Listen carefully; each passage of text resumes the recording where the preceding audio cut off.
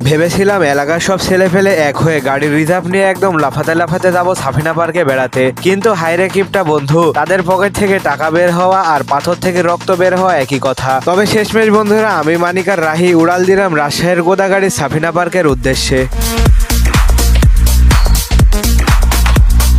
তো প্রথমে পার্কের গেটে গিয়ে তো আমরা অবাক, ভাইরে ভাই, মানুষের যা ভিড়, মনে হচ্ছে অর্ধেক বাংলাদেশ আজকে এখানে চলে আসছে। তবে আমরাও কম না, টিকিট কেটে ফাঁক ফোকর দিয়ে ঢুকে পড়লাম ভিতরে।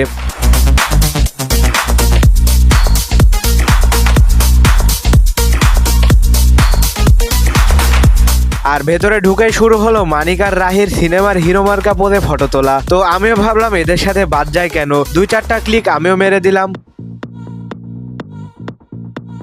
তবে এতদিন পার্কটা মোবাইলে দেখে এসেছিলাম, আজকে সরাসরি দেখে জায়গাটা ভালোই লাগছে।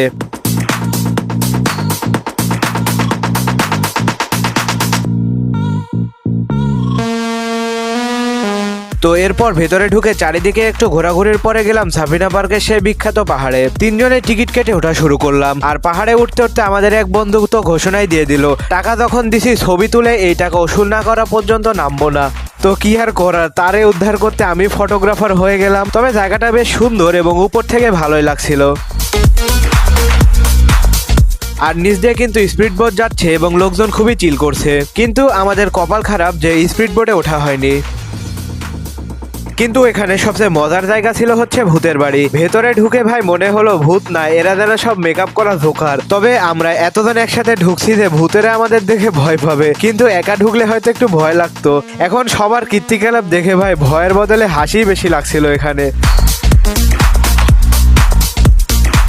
তো যাই হোক, ওখান থেকে বের হয়ে আবার বাইরে অনেকক্ষণ ঘোরাঘুরি করলাম এবং সর্বশেষ গেছিলাম হচ্ছে সেই আয়না ঘরে, মানে আসল নাম হচ্ছে ম্যাজিক মিরর। তো এখানে আবার আরেক কীর্তি, ভাইরে ভাই, যেদিকেই যাই সেদিকে নিজের চেহারা দেখি।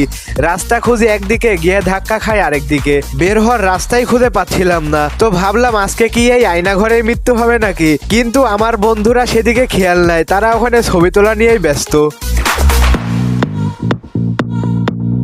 তো পরে ওখান থেকে বের হয়ে দুপুরবেলা খাওয়া দাওয়া শেষ করলাম এবং এরপরে আরো অনেকক্ষণ কিছু ঘোরাঘুরি করলাম। তার মধ্যে আবার দেখি টিকটকের শুটিং চলছে।